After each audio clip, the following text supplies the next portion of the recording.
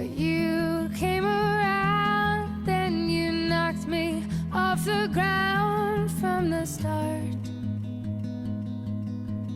You put your arms around me, and I believe that it's easier for you to let me go. You put your arms around me and I'm home. Tiempo de cuidar, con Gerardo Dueñas. How many times will you let me change my mind and turn around? I can't decide if I'll let you save my life or if I'll drown. I hope that you see right through my walls. I hope that you catch me, 'cause I'm already falling. I'll never let our love get so close. You put your arms around me and I'm home. Hemos comenzado el tiempo de Cuaresma, que es un tiempo de desierto, un tiempo de volver a lo esencial, un tiempo de liberarnos de aquello que a lo largo del año vamos sumando y quedarnos con lo que es verdaderamente nuestro, lo que es verdaderamente importante.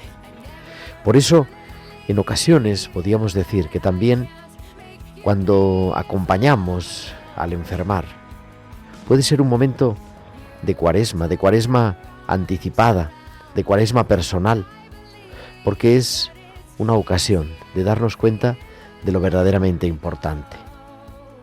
Cuando llega una llamada de urgencia, cuando hay un diagnóstico complicado, cuando un ser querido o nosotros mismos vivimos la experiencia del enfermar, vamos reconociendo que es lo que verdaderamente llevamos en el corazón, a dónde nos dirigimos. Por eso quizá ahora, en este tiempo en el que todos los cristianos nos preparamos, liberándonos de aquello que nos hemos ido añadiendo poco a poco para quedarnos con lo verdaderamente importante, podemos reconocer que ahí Dios tiene algo que decir. Escuchábamos anteayer, el domingo, esas tentaciones que nos recordaban que no es ser hijo de Dios, no vivir desde el poder, desde la fama, sino vivir desde lo pequeño. Son en los pequeños detalles, es en las pequeñas cosas de cada día, en las pequeñas decisiones, en los pequeños gestos de cuidado, de cariño, donde descubrimos lo auténticamente importante. Por eso también, todos celebrando la Cuaresma, y quizá algunos celebrando su penitencia particular en este tiempo de enfermedad, reconocemos a ese Dios que sale a nuestro encuentro, ese Dios que viene a acompañar nuestra vida y que da sentido a nuestro vivir, ese Dios que asume nuestra fragilidad y que desde ella nos hace participar de su vida con mayúsculas. Por eso hoy, como cada martes, una vez más, también en Cuaresma, nos recordamos que siempre es tiempo de cuidar.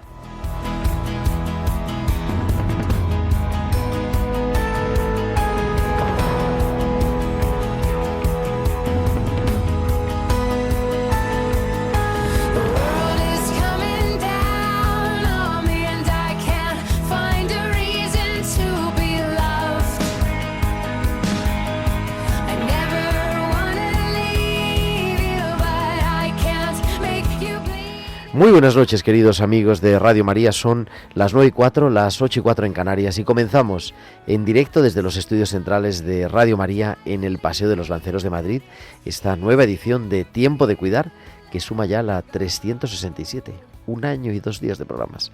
En este 24 de febrero, en este último programa de febrero y primer programa de la Cuaresma, en el que, como cada martes, tenemos muchas cosas que contarte, con un equipo maravilloso capitaneado a los mandos por nuestro querido Javier Pérez. Javi, muy buenas noches. Buenas noches, Gerardo. Estaba pensando que yo de ese año y 3 días o 2 o 3 días debo haber hecho 12 meses. menos, cuantos. por lo menos 11. Sí, sí, sí. Así que sí, ya son algunas horitas. Bueno, y con la liturgia ya llegamos a los 2 años. Sí, sí, sí. Y también detrás de esto, también, no de hace tanto, Carmen Sánchez Carazo en la producción y en la música, Bárbara Omar desde Palma de Mallorca, en un día, como te decía, que como cada día tenemos muchas cosas que compartirte.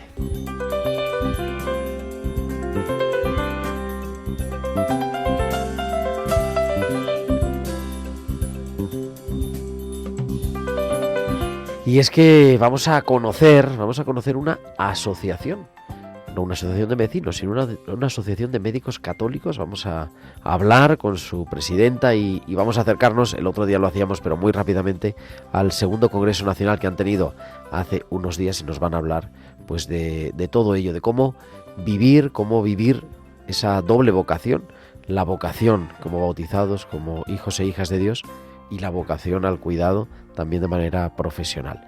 Eso y por supuesto cuidando la mente, hospitales con alma, la palabra de capellán y todo lo que nos quieras compartir también a través de tus comentarios, tus sugerencias, preguntas en nuestro correo electrónico tiempodecuidar@radiomaria.es, tiempodecuidar@radiomaria.es, y siguiéndonos en las redes sociales. En Facebook somos Radio María España y en X @Radio María España. Y además, durante la emisión del programa nos podéis mandar vuestros mensajes de WhatsApp a nuestro número del estudio. Te lo recuerdo como siempre, esperando vuestros mensajes al 668-594-383.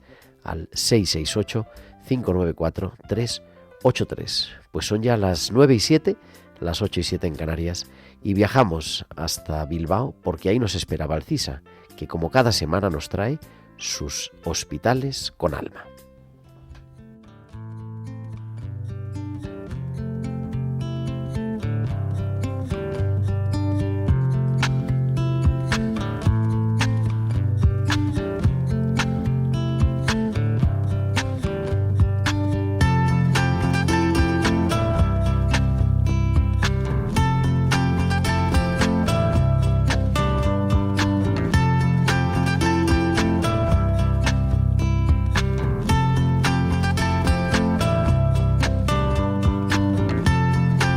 Y Valcisa, que nos trae cada semana sus hospitales con alma. Valcisa, buenas noches.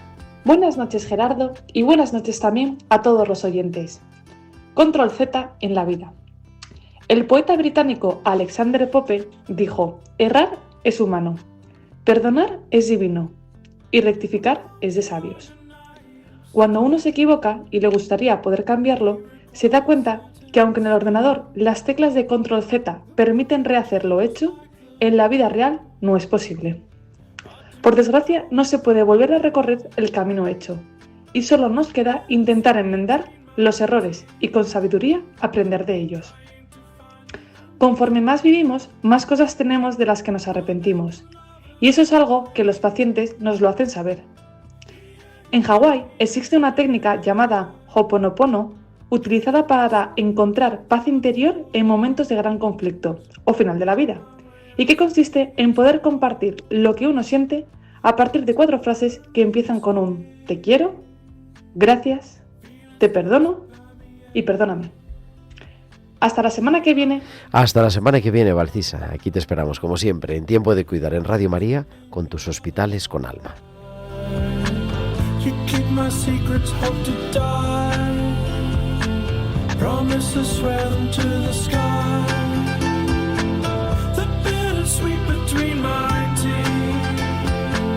Trying to find the in-between.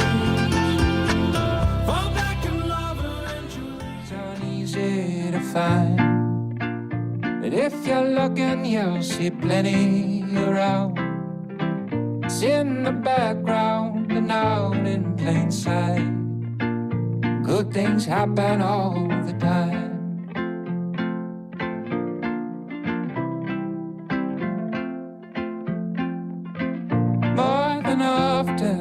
People will be kind, be good-hearted and help each other out. Good news won't often make the headlines, but good things happen all the time. Good things happen all the time.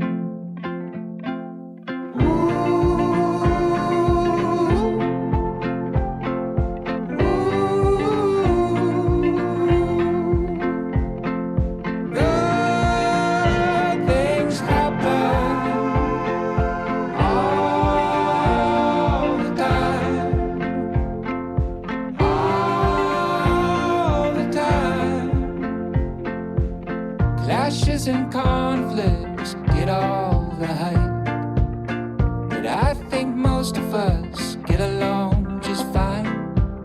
Trouble may be in the spotlight, but good things happen all the time.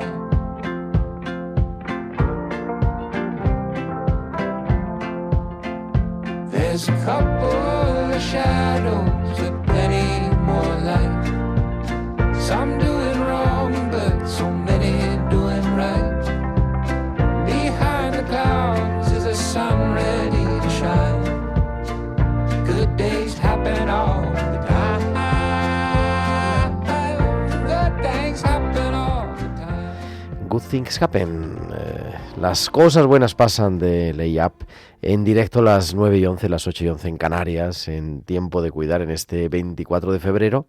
Y como te decía, vamos a acercarnos a conocer, bueno, una asociación que está saliendo de su infancia, ¿cómo se llama? De ser un bebé, no sé cómo se llame, que es la Asociación de Médicos Jérôme Lejeune. Y tenemos aquí a su presidenta, que es Paula Arias. Buenas noches, querida Paula. Buenas noches. ¿Cómo se dice? ¿Cómo se pasa de bebé al otro? ¿Cómo se llama eso? Porque el residente de pediatría lo mismo lo sabe, digo, es que no me sale a mí la palabra, pero bueno. Bueno, este es un bebé que anda, pero todavía es un poco bebé. Ah, la vale. asociación. Un bebé que anda, está bien. Tiene más o menos el mismo tiempo que mi hija pequeña. Porque Y de sigue hecho, siendo bebé. Sí, es un bebé que anda, pero es bebé. Bueno, está bien. Asociación de Médicos Jérôme Lejeune. ¿Qué es esta asociación? ¿Por qué surge esta necesidad o por qué creéis que es bueno asociaros? Pues es una asociación que nace hace un par de años justo del deseo de muchos médicos, de muchas generaciones distintas de médicos, edades diversas, un grupo de especialistas y también un grupo muy fuerte de residentes que acabábamos la mayoría de empezar la residencia hacía unos pocos meses, de la necesidad de integrar el aspecto de nuestra vida, de nuestra profesión médica y profesional, con nuestra vida de fe. Y con que muchos médicos católicos, ojalá pensar que todos, entienden su labor en los hospitales como una misión, Ajá. como una misión que te encomienda también el Señor, o como una manera muy especial de unirse al Señor en el cuidado de los enfermos. Y esto que en la teoría, o en mi cabeza al menos en la carrera, sonaba muy bonito, luego en la experiencia de empezar las primeras guardias, las primeras rotaciones, la residencia, se convirtió para mí en una tarea más ardua de la que pensaba. ¿Por? Y pues porque entran en juego muchos factores humanos, como el cansancio, Uh-huh. como ver a mucho personal sanitario, médicos y no médicos, muy quemados, un trato con el enfermo más rápido, más desgastante, menos profundo del que uno a lo mejor se podía imaginar. Al final son todo cosas que el Señor sabe que están en lo humano y estaban en sus apóstoles y también les tenía que llevar un rato en la barca a descansar. Y de hecho un poco con ese pasaje Marcos 6 en mente, que les dice venid conmigo a un lugar tranquilo para descansar un poco, ¿no? Como para reposar un momento de esa misión y volver a recogernos y a centrar lo que estamos haciendo, pues de ahí nace un poco la inquietud común entre, como te digo, muchos residentes que acabamos de comenzar y muchos especialistas que ya llevaban más recorrido y más experiencia. Uh-huh.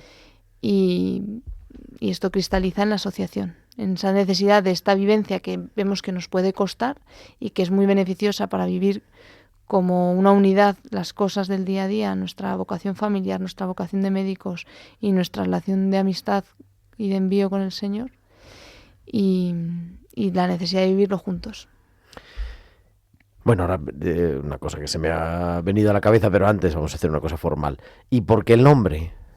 ¿Por qué Jérôme Lejeune? Jérôme Lejeune es venerable, es un médico francés, genetista, un poco pediatra también, porque su dedicación fue en cuanto a la clínica casi por entero a los niños que él llamaba trisómicos, porque Uh-huh. lo que hizo fue descubrir el motivo del síndrome de Down, que es la trisomía del par 21. Fue un grandísimo científico, de hecho miembro de la Pontificia Academia de las Ciencias, Uh-huh. amigo de San Juan Pablo II, al que luego designa como primer presidente de la Pontificia Academia por la Vida, de la cual es presidente unos meses antes de fallecer.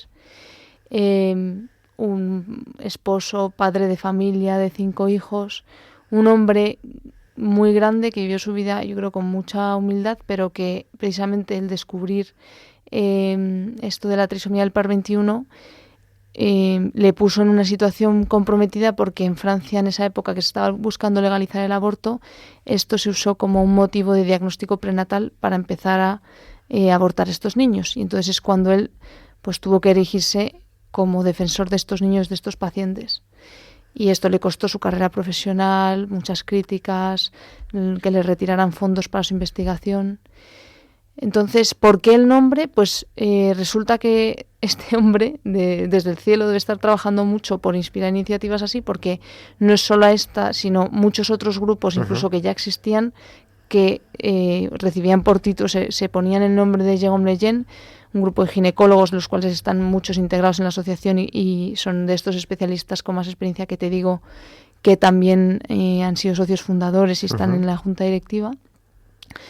Y a mí, a nivel personal, el leer la biografía de Jérôme Lejeune en mi sexto de carrera me cambió mucho, me unió mucho a él, me inspiró muchísimo como maestro, como médico, como quizá entendiendo que había una misión que se le había dado a él, que de alguna manera se me transmitía a mí también, y como una amistad concreta con él, en esto de la comunión de los santos, que tan difícil es de explicar hasta que uno tiene experiencia de cómo funciona. Y dimos muchas vueltas al nombre de la asociación, porque efectivamente es una asociación de médicos católicos, pero es verdad que no queríamos ponerlo como título porque queríamos quizá pisar sobre un referente concreto, como es este hombre que nos ayudaba, nos motivaba, y además él tiene la redacción del juramento de los servidores de la vida, que era como la identidad para la Pontificia Academia por la Vida, que le pidió el Papa crear y liderar en el inicio, y esto define muy bien toda la identidad que asume la asociación, los principios bioéticos que defendemos, la defensa de la vida, la adhesión al magisterio de la Iglesia, y entendíamos que pues aglutinaba muy bien lo que queríamos poner bajo el amparo de la asociación. Se dice, ¿no?, que la medicina, que las profesiones como de relación de ayuda, entre ellas las profesiones sanitarias, son profesiones muy vocacionales. Yo decía al principio como que existe una doble vocación en la asociación, ¿no? La vocación médica, la vocación profesional, pero también esa es la vocación cristiana, la vocación bautismal en vosotros. ¿Cómo se vive esa doble vocación? O sea, ¿qué es más? ¿O es a la vez? ¿O cómo se vive eso, Paula? Pues la idea es integrarlo. Entonces, yo creo que como en todo en la vida, hay momentos en los que, sin que se rompa el orden de prioridades, la vida demanda que uno le dedique más atención a una cosa o a otra. Entonces creo que pueden coexistir, mientras que quizá algunos médicos tengan una actividad profesional y científica muy desarrollada y otros tengan una actividad más pastoral, por así decirlo. También, por ejemplo, uno de los temas en este congreso era el tema de la conciliación familiar, de vivir la maternidad. Somos muchísimos los residentes casados con niños pequeños, médicos más avanzados ya en sus carreras profesionales, con familias numerosas. Entonces, a veces ya no es solo cuestión de lo que uno creo considerar, sino de lo que la vida en ese momento le demanda. Entonces, yo creo que, un buen cristiano debe ser excelente en las cosas que hace, pero entendiendo esa excelencia no como una autoexigencia, sino como sabiendo que tu público es Dios, ¿no? Me han dicho a mí alguna vez. Entonces, haciendo bien la tarea, porque a mí el que me mira es el Señor. Y el que me mira no es alguien que me juzga, sino que es un amigo. Entonces, ¿para quién querría yo tener un trato, una dedicación más exquisita? Y más en un trabajo en el que puedo ver a Dios en el enfermo, puedo ver a ese Cristo amigo que sufre en el enfermo.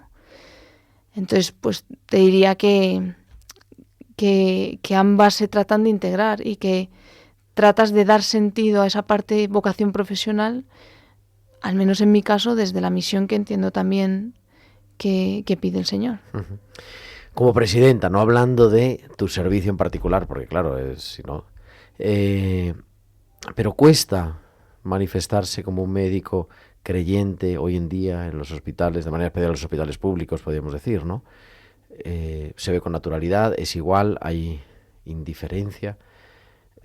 Porque entiendo que eso también está un poco en el humus de la asociación, ¿no? Como presidenta, no sé si tengo, o sea, yo soy ahora mismo R3, entonces al final puedo hablar desde mi experiencia. O sea, yo, por ejemplo, lo que hablo con la mayoría de los integrantes de la asociación, que digamos que aunque somos de muchas ciudades de España, la mayoría somos de Madrid y de hospitales grandes, hay muchos grupos de capilla, hay, yo creo también entre los jóvenes, con todo el movimiento que ha surgido en las parroquias a raíz de retiros de nueva evangelización en estos años, de una mayor visibilidad en redes sociales, en fenómenos culturales, musicales de lo que es la fe, quizá menos pudor a manifestarse católico y a entrever ahora. En los últimos años. Eso es, y a dejar entrever eso en cómo influye en tu vida profesional. Lo que también, que esto sí que es parte de la raíz de la asociación, lo que yo sí que creo que ayuda mucho a eso es saber que no estás tú solo. O sea, que esto no lo vives tú solo. Por eso, precisamente, yo creo que en estos hospitales grandes, yo, por ejemplo, es mi experiencia en mi hospital, en mi servicio, somos tantos que no da pudor, porque aunque para muchos sigue siendo una rareza enorme, tú miras a tu compañero y dices, pero tú también. O sea, esto que me está inquietando a mí, esto que no es ir pisando más fuerte por tener más fe. A mí lo que me está suponiendo es, en estos primeros años de ejercicio y de residencia, es una experiencia de mucha humildad frente a la experiencia del sufrimiento que me tiene desconcertada, desbordada, frente a la que no tengo respuestas, a veces ni siquiera desde la fe, y una actitud de tener experiencia yo, pues como tendría el Cireneo, de repente le colgaron la cruz a cuestas y no creo que entendiese mucho en el camino al Calvario. Pero es una experiencia que le envolvió, le cambió la vida, le puso en una posición de humildad mirando la entrega de este reo de muerte que tenía a su lado.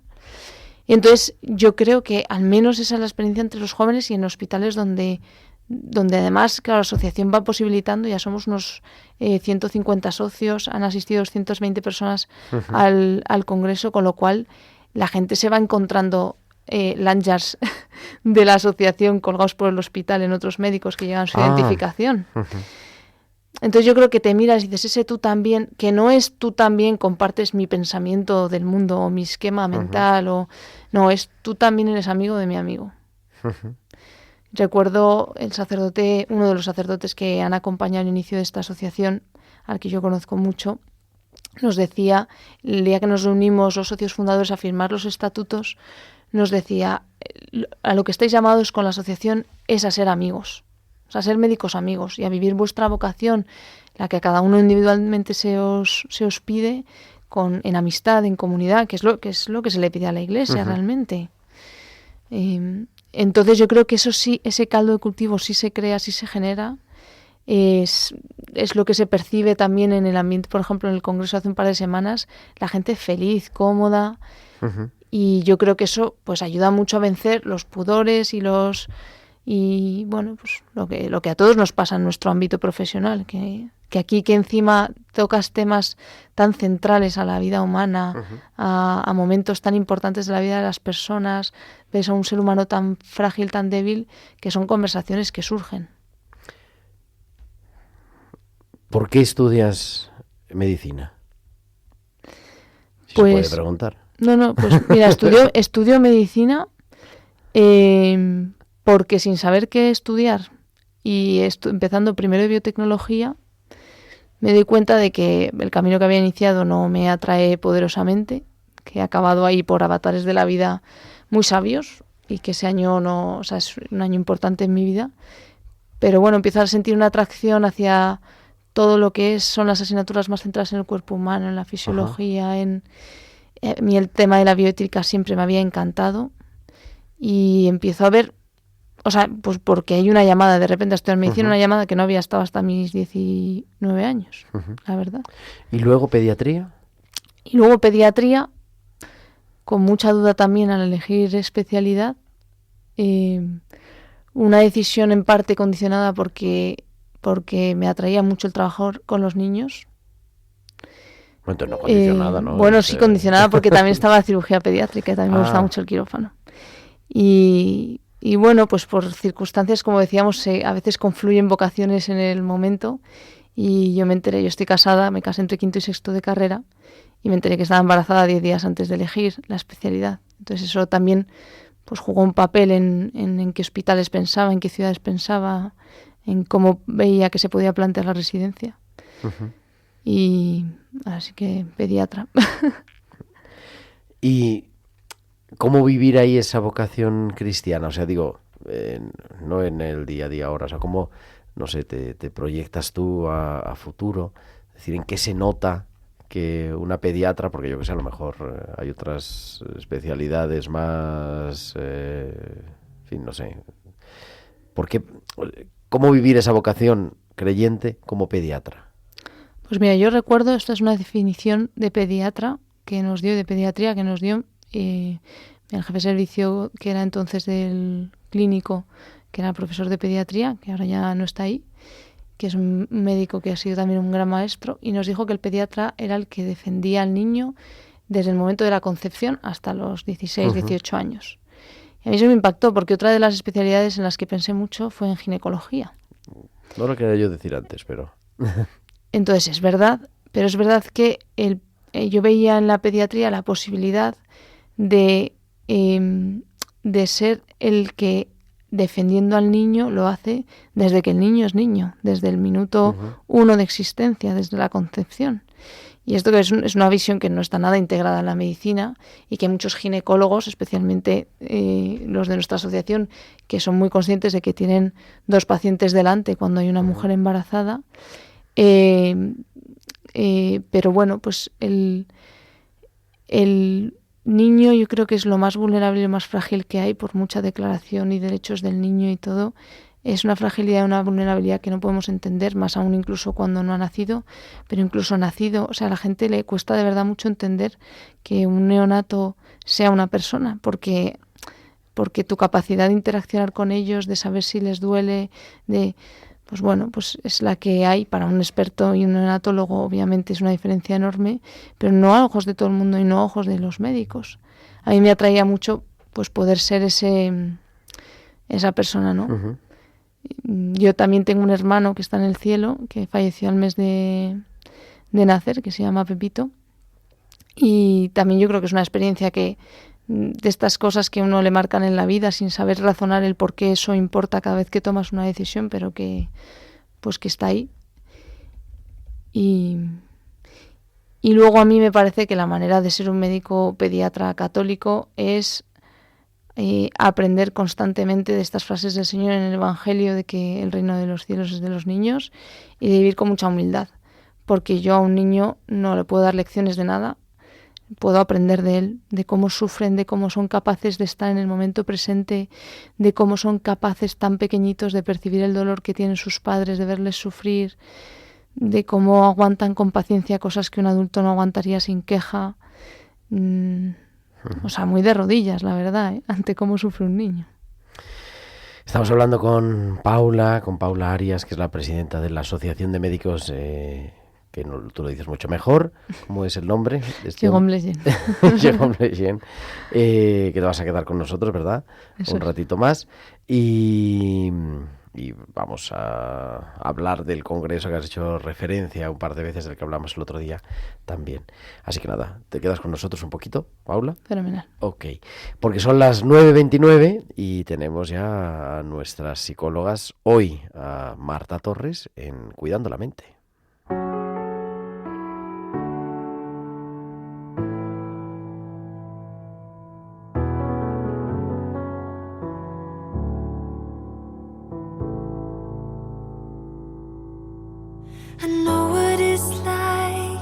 Y Marta Torres Mateo Siguera en Cuidando la Mente. Marta, buenas noches. Buenas noches, Gerardo. Cuando oímos hablar de duelo, casi siempre pensamos en la muerte, ¿no? de un familiar, de un ser querido. Pero hay otros duelos que no siempre reconocemos como tales y que también existen. Y hoy quería hablar de uno de ellos, que bueno, es el duelo por la persona que uno fue, ¿no? en el pasado. Este duelo aparece cuando la vida cambia y ya no somos quienes éramos antes, cuando el cuerpo pues no responde igual, cuando el ritmo baja, cuando, por ejemplo, dejamos un trabajo o cuando llega la jubilación. O también cuando una enfermedad obliga a redefinirse. No es solo perder actividades, sino también es perder una forma de verse a uno mismo. En estos momentos es muy habitual sentir tristeza, sentir enfado o sentir nostalgia, ¿no?, por cómo eran las cosas antes. Y muchas personas se reprochan estos sentimientos y se dicen que deberían estar, ¿no?, agradecidas, que seguro que hay otros peor. Pero sentir una pérdida no es una falta de gratitud, es una reacción humana ante un cambio que es real y que nos puede doler. El problema aquí aparece cuando intentamos luchar contra esa realidad como si negarla hiciera que desapareciese. Forzarse a estar bien y compararse con el pasado o exigirse funcionar como antes suele aumentar este malestar. Y además, al fin y al cabo, nunca somos como éramos antes, porque al final crecemos y también estamos en continuo aprendizaje. En cambio, el reconocer lo que ha cambiado permite empezar a reorganizar la vida desde otro lugar, entendiendo mis fortalezas y mis limitaciones. El seguir siendo valioso no depende solo de producir, de rendir. Hay personas que ya no pueden hacer lo mismo que antes, pero siguen siendo importantes cuando escuchan, cuando acompañan a un familiar, cuando transmiten experiencia o simplemente cuando están presentes. El rol cambia, pero la persona sigue teniendo sentido y lugar. Este duelo no se supera rápido, ni con frases hechas. Al final se transita poco a poco, como cualquier duelo, ¿no?, aceptando pérdidas concretas y también descubriendo nuevas formas de estar en el mundo. Entender esto ayuda a vivirlo con menos culpa y con más calma. Hasta el próximo día. Hasta el próximo día, Marta Torres en Cuidando la Mente en Tiempo de Cuidar. Love is the answer. Love is the answer. When you're ready, start again. I'll be here waiting, reaching out my hand.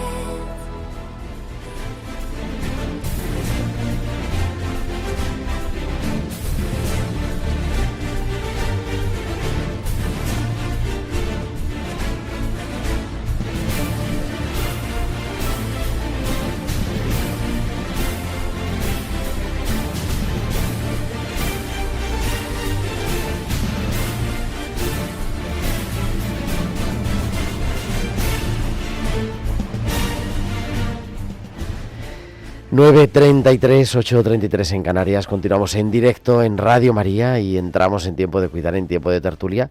Estábamos hablando con Paula Arias, que es la presidente de la Asociación de Médicos Jaume Lejeune. Paula, buenas noches de nuevo. Buenas noches. Y se incorpora a nuestra tertulia, recién llegada desde el Hospital Príncipe de Asturias, Elena López. Elena, buenas noches. Hola, ¿qué tal? Buenas noches. Vamos a pedirle a Elena que se acerque el micrófono. Buenas noches, ¿ahora mejor? No se fía ella bien de eso. Y entonces, que es vocal de la asociación y que...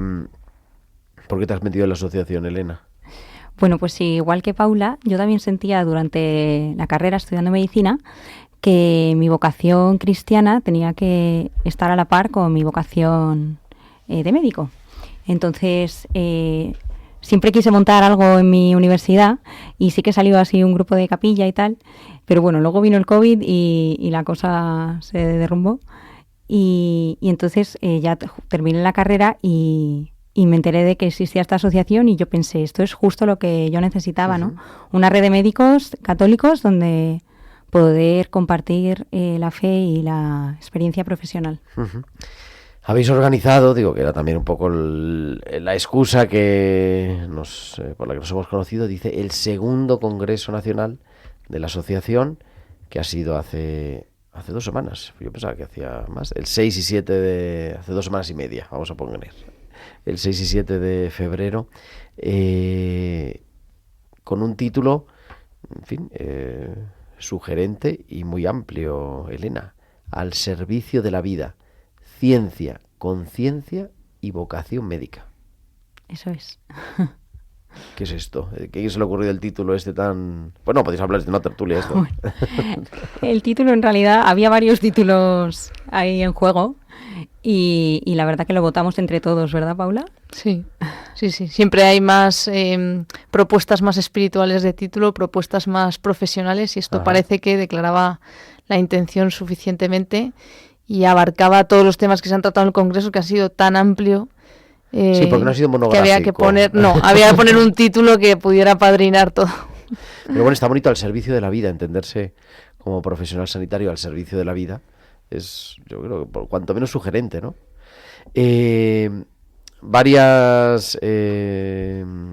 Como varios bloques temáticos, podríamos decir, en el Congreso. Uno, que comentaba Paula, sobre la conciliación maternidad, familia, medicina. Elena.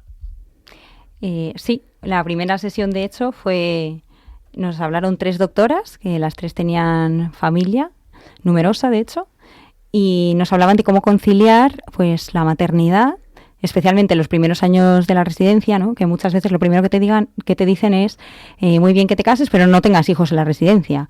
Y pues ellas nos demostraron que todo lo contrario, que se puede formar una familia preciosa a la vez que trabajar muy bien, ¿no?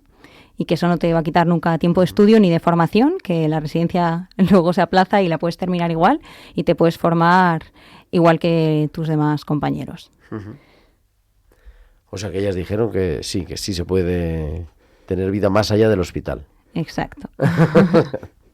Y otra parte interesante que a mí me sugería, porque hemos dedicado algún programa, fue, porque hemos hablado del titular de la fundación es Jérôme Lejeune, pero un santo médico contemporáneo, un poquito más antiguo que Jérôme Lejeune, que es San José Gregorio Hernández, que ha sido canonizado ahora yo creo que el año pasado, ¿no? No, este año, en octubre de este año. Sí. Vamos, del 2025. Sí. O sea, ahí hemos hablado antes de la necesidad de referentes, y entonces es verdad que el año pasado en el primer congreso hablamos del venerable Jérôme Lejeune, que ya hemos hablado de él. En esta ocasión pues ha sido San José Gregorio, y la idea es en distintos encuentros de la asociación pues ir trayendo la historia de distintos médicos santos o venerables. Hay ejemplos preciosos, y para que vayamos encontrando inspiración en esto, ¿no? ¿Se puede ser médico y santo? Pues está demostrado que sí. Está bien. No, está bien. No, es una historia preciosa. Eso, hemos dedicado varias. Y hemos tenido aquí, porque ha venido una invitada, vino con la imagen de José Gregorio, que es cuanto menos sorprendente, la imagen más popular, ¿no? Vestido con bata y eso con el fonendo ahí en la estatua para ponerlo en la iglesia, que a veces nos choca un poco, pero que en el fondo es eso también lo que promueve, no sé si está entre los principios fundacionales de la fundación, pero como de fondo, ¿no? Sí, o sea, hay una frase ahí en los estatutos que la verdad es que declara ya todas las intenciones. Creo que están los estatutos que dice algo así como que esto es una red de médicos que quieren buscar juntos un camino de santidad en el ejercicio de su profesión. Aquí dices, desean buscar en el ejercicio de profesión médica un camino de santidad. Sí, o sea, el punto número 1 del panfleto este que me has pasado. Eso es. O sea que no es... Bueno, pero no como algo pretencioso, o sea, como entendiendo que la santidad al final es pues esa amistad que hablábamos con el Señor, una relación de intimidad y amistad, y la santidad es algo que hace Él, o sea, no es nada que pretendamos que nuestros socios tengan una especie de checklist que tengan que ir sumando puntos en los congresos para... Uh-huh. Pero es verdad que a veces yo creo que poner palabras grandes o grandes ideales también ayudan a apuntar alto, uh-huh. Que yo creo que es lo que han hecho tantos hombres y mujeres que nos llevan por delante en este camino de la medicina y de la santidad. O sea que... Uh-huh. Que sí, como ves, pues te contaba Elena un bloque primero ahí que hubo como el viernes por la tarde, más en referencia, yo creo, a la vivencia personal. Hubo uh-huh. Otra ponencia espectacular de don Rafael del Río y don Joaquín Ojeda, que nos hablaban de aterrizándolo, de si hablar con los pacientes de nuestra fe o de Dios era más bien una extralimitación de funciones o excelencia profesional. Eso da mucho juego. Entiendo que para un capellán de hospital o para alguien que presta un servicio religioso no se entiende como una extralimitación de funciones, pero a veces el médico católico... Bueno, para el capellán se supone que va el sueldo. El médico católico a veces tiene sus dudas. Pues mira, a mí una cosa que me llamó la atención, una frase que me gustó mucho, fue que el silencio respetuoso puede ser tan importante como la palabra explícita. Muchas veces intentamos hablar, explicar el sufrimiento a los pacientes y a veces es que nos tienen que explicar ellos a nosotros, ¿no?, lo que están sufriendo, porque el paciente es el que lo vive en sus carnes, ¿no? Y como resaltar un montón lo de tener mucha humildad y escuchar con paciencia, intentar tener tiempo para tu paciente y entrar de puntillas en la vida de los pacientes con una delicadeza extrema, ¿no? O sea, tratarles como trataríamos a Cristo. Uh-huh. Pero es una manera de vivirlo, pero ¿y decirle algo al paciente o no? Pues es que lo que buscamos fue que hubiera un poco como dos posturas de debate, un poco también por aglutinar formas tan diversas que puede haber de aproximarse a este tema por distintos médicos que viven su fe, que también cada uno tiene su personalidad, su historia. Y su forma de evangelizar, ¿no? Hay pacientes que lo piden, que te lo piden en la conversación. Hay momentos en los que uno no puede negarse a dar pie a poder introducir el tema, sobre todo por si el otro quiere continuar la conversación. Y luego también está este punto de vista que decía Elena, que nos pareció tan interesante, que era que no te conviertas tú en el protagonista de la historia de sufrimiento de ese paciente y de la historia que quiere hacer Dios con él. A veces más clara a tus ojos o a veces no tanto. Entonces, pues es entrar de puntillas, ese... Pero vamos, básicamente uno de los médicos sí que hablaba más del Señor, ¿no? Más explícitamente, y el otro era al contrario, prefería escuchar y ver las necesidades que el paciente le pedía. Claro, también depende de la personalidad y depende de la personalidad del de enfrente y efectivamente no estás en el despacho parroquial, estás en la consulta y en fin, y tienes que tratar a todos. Hay un capellán de Madrid, yo lo he citado aquí muchas veces, que dice, yo no atiendo a los pacientes, digo el capellán mismo, ¿no? Dice, yo no los atiendo por su fe, los atiendo por la mía, ¿no? Pues esto es un poco igual, ¿no? Puedes análogamente, ¿no? Bueno, yo los atiendo desde mi fe, pero en fin, no es una catequesis, ¿no? Sino que estamos tratando es pues no sé, aquí la neurofisiología de tal o lo que corresponda. Me gusta, ahora nos dices otra cosa, pero me gusta que acabó el congreso con una cosa que no estamos acostumbrados en los congresos médicos, que es escuchar a los pacientes. Porque pone aquí al final, ¿no? Una mesa redonda de pacientes o de testimonios de pacientes. Sí, para mí esa fue la más dura. De hecho, alguna lágrima se me cayó. Pero bueno, Elena, ¿por? Pues porque vinieron 3 pacientes que habían sufrido mucho. Uno de ellos había perdido a su bebé de 6 meses. Y entonces, bueno, que te cuenten cómo vivieron eso con tanta fe, es que te desborda. Es un ejemplo a seguir. Los 3 lo fueron, vamos. Experiencias de vida y de esperanza. Quizá falta eso, quizá falta tiempo, y por eso hay un poco también la asociación, para dar ese espacio al paciente. Falta tiempo. Y luego yo una cosa que me he dado cuenta, que al menos yo hago, y creo que es extensible a más médicos, es que también uno se proyecta en las vidas de los pacientes que ve día a día.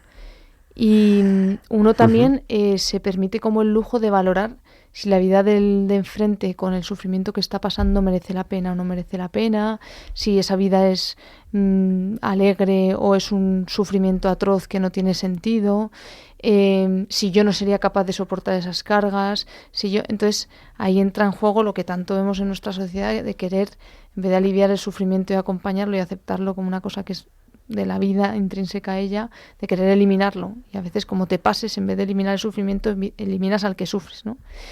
Entonces necesitábamos un momento también de escuchar esas vidas que efectivamente son testimonios duros, pero fueron testimonios alegres y testimonios de esperanza y testimonios en los que uno se da cuenta que la experiencia, por mucho que sea de sufrimiento, es la experiencia de vida de esa persona, es su camino, y más gente que en este caso eran pacientes con fe que te lo cuentan como algo que no desearían volver a pasar ni desearían a nadie, pero que al final es su camino de salvación, el de sus familias, y que ya no se entienden a sí mismos sin eso, ¿no? Entonces eso también yo creo que nos ayuda mucho a lidiar con el sufrimiento que nosotros también tenemos en nuestro día a día de ver tantas personas que lo pasan tan mal y a entender mejor cuál es nuestra posición ante ellos. ¿Cuál es tu momento del congreso, Elena? Para mí este último fue el que más me impactó, porque es que al final el ejemplo es lo que te marca, y ver cómo los pacientes viven su fe en el sufrimiento pues es de las cosas que más me acercaron al Señor. Y luego también me gustó mucho un rato de oración que tuvimos. Tuvimos tanto la Eucaristía el sábado por la tarde como un ratito de oración por la mañana. Y eso fue un momento de unidad, de rezar todos juntos, todos de rodillas delante del Señor. Y eso fue así lo que más me impactó. Paula, ¿con qué te quedas? Yo... Aparte con el acto de apertura. Pues no. No. Yo tuve el privilegio de estar mucho en el backstage, que eso siempre es precioso, pero es verdad que luego del contenido de las charlas, gracias a Dios, quedan grabadas y necesito hacer un repaso. Yo me quedo con que, y esto es lo que dije en el momento del cierre, que había visto a la gente muy feliz. Había visto a la gente muy cómoda, había visto un montón de amigos que se reencuentran. Veo a las nuevas generaciones con una fuerza y unas ganas tremendas. Veo a gente con más experiencia que no ha vivido esto, que está alucinada de ver 220 médicos juntos rezando, compartiendo inquietudes, queriendo formarse en bioética, que también es un pilar fundamental de la asociación. Veo a la gente, estás en una adoración donde la gente mira a su alrededor sorprendida del momento que se está viviendo. Entonces yo la verdad es que me quedo con esa red que creo que el Señor está formando y forjando con manos muy pobres que son las nuestras, porque de verdad que lo son. También ha sido muy bello ver cómo después de 2 años de trabajo muchos médicos a los que por lo menos para mí son referentes en sus especialidades y en su vida personal van encontrando el lugar también en la asociación, vienen y descansan aquí también y disfrutan aquí también. Entonces, para mí eso ha sido como un fruto inmediato que no siempre tenemos por qué llegar a ver. Que ha sido y rápido precioso. dentro de todo. Bueno, claro, sí, porque... express. Sí. No, es que faltaban tickets de comida, vamos. Sí. Además vienen médicos de todas las edades, ¿verdad? Desde pues gente igual con 50, 60, hasta estudiantes de cuarto de carrera. Había gente de Valladolid, de Sevilla, jefes de toda España. Servicio de sección, R1s, R0s que no han ni elegido especialidad. R0. Gente de distintos movimientos de la Iglesia. Sí. ¿Pensabas que era así cuando surgió la idea? Rezaba para que no fuera así. ¿Por? No, porque, bueno, gracias a Dios nunca he estado sola en esta misión, pero sí es verdad que yo creo que es de esas veces que a uno muy al inicio Dios le deja entrever lo que puede el querer. Yo recuerdo que mi marido, porque yo todo el rato le decía, no, pero esto pues lo hacemos solo para residentes, porque tal, o esto lo hacemos solo... Y él me decía, pero ¿por qué quieres ponerle tú límite al plan que tenga Dios con esto? Esto me lo repitió muchísimo. Y bueno, pues ha sido no poner límite y pues ir viendo su obra, pero o sea que ya no hace falta con temor más y temblor. asociados. No, nos hacen falta porque bueno. Esto va creciendo y cada vez también tiene las necesidades económicas, de manos. Los médicos, esto siempre se dice, ¿no? Pero la visita al médico es verdad, es que estamos hasta arriba. Entonces, cada vez necesitamos gente que colabore, que le dé soporte a esto, que nos dé soporte a nosotros. Médicos Lejeune con J. .es es la página, pero bueno, si buscas Asociación Médicos Jérôme Lejeune, te sale lo primero. Ahora cuando arregle la página, porque ahora debe estar justamente, la están actualizando, que había unos caras ya salen en directo. Pero bueno, estará bien. ¿Y tú por qué te asociaste? Última pregunta, Elena. ¿Tú por qué no estabas en la fundación? No, o sea, yo en cuanto me enteré me asocié. De hecho, ¿cómo te llega? Pues yo todavía era estudiante, no sé si estaba en 5º o en 6º, y entonces en ese momento había problemas para asociarte si eras estudiante, porque como la asociación acababa de entrar. Porque estaban poniendo límites para que no se les fuera de las manos. Claro. Y entonces, pero bueno, yo empecé a ir a cosas así de Strangis, y en cuanto pude, cuando se formalizó todo, ya me asocié enseguida. Bueno, pues ahí yo creo que ahí es un reto acompañarlo, también como iglesia, desde la pastoral de la salud, ¿verdad? Cómo vivir eso y cómo pues ayudarnos también, ¿no?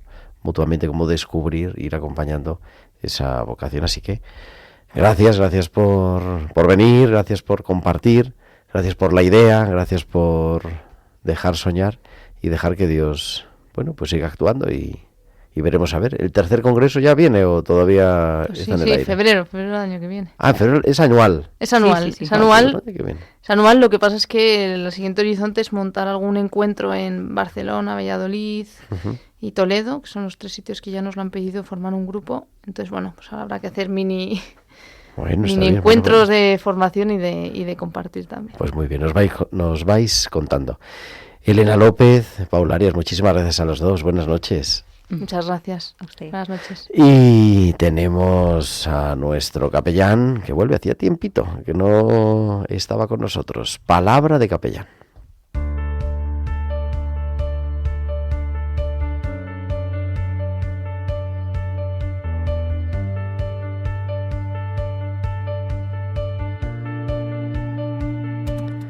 Y es Javier Rodríguez desde el Centro de Cuidados Laguna en Palabra de Capellán. Javier, buenas noches. Buenas noches, Gerardo.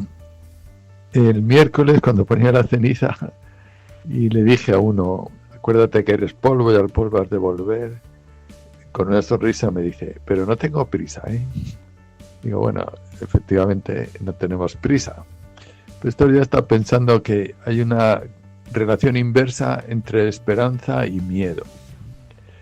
Porque fíjate, te encuentras que hay gente que tiene miedo a la muerte, ¿no? Y eso pues se podría enmarcar como un sentimiento atávico de miedo a la oscuridad, porque de hecho en la historia pues las distintas civilizaciones pues han hecho teorías y conjeturas sobre qué pasaba cuando uno fallecía y han inventado los mitos del inframundo, los griegos, ¿no? Que no consuelan porque la muerte sigue siendo el cuarto oscuro con que no se amenazaban a los niños.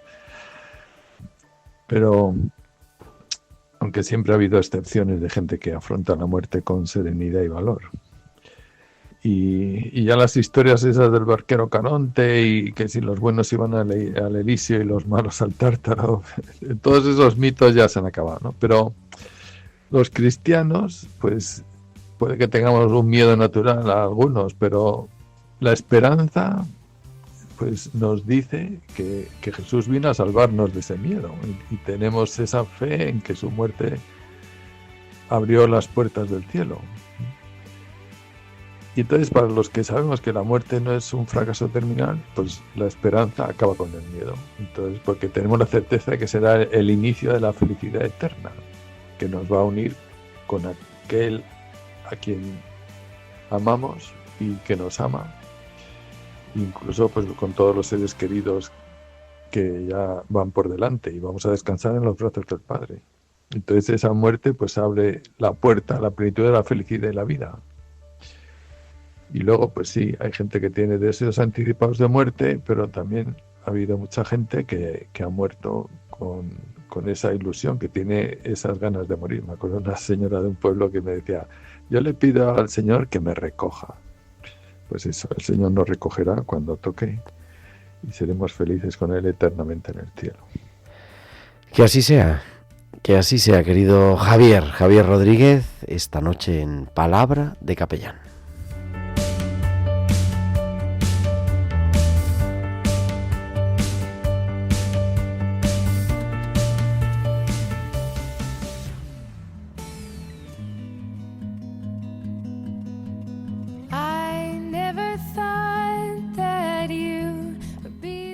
La vida que vamos acogiendo, iniciativas que van surgiendo, cosas que van pasando, en realidad descubriendo a ese Dios que camina a nuestro lado, que siempre camina a nuestro lado y que nos invita pues siempre a cuidar, a hacerlo presente en nuestra vocación, en nuestra misión y que nos sigue llenando de esperanza. Hoy esta asociación de médicos, joven asociación de médicos Jérôme Lejeune, pero con tantas otras iniciativas en esa riqueza de la Iglesia y en esa riqueza sobre todo del Espíritu que siempre nos sorprende. Y llegamos al final de nuestro programa. Volveremos el próximo martes, que será ya 2 de marzo. Ya estamos en marzo, seguimos en la Cuaresma y estaremos aquí como cada martes a las 9 de la noche, a las 8 en Canarias. Gracias a Javier Pérez en el control y a todos vosotros, queridos amigos. Ahora, en 5 minutos, a las 10 en punto, a las 9 en punto en Canarias, los servicios informativos de Radio María con toda la actualidad de la Iglesia, de España y del mundo. Que Dios os bendiga. Un abrazo de vuestro amigo Gerardo Dueñas. Adiós.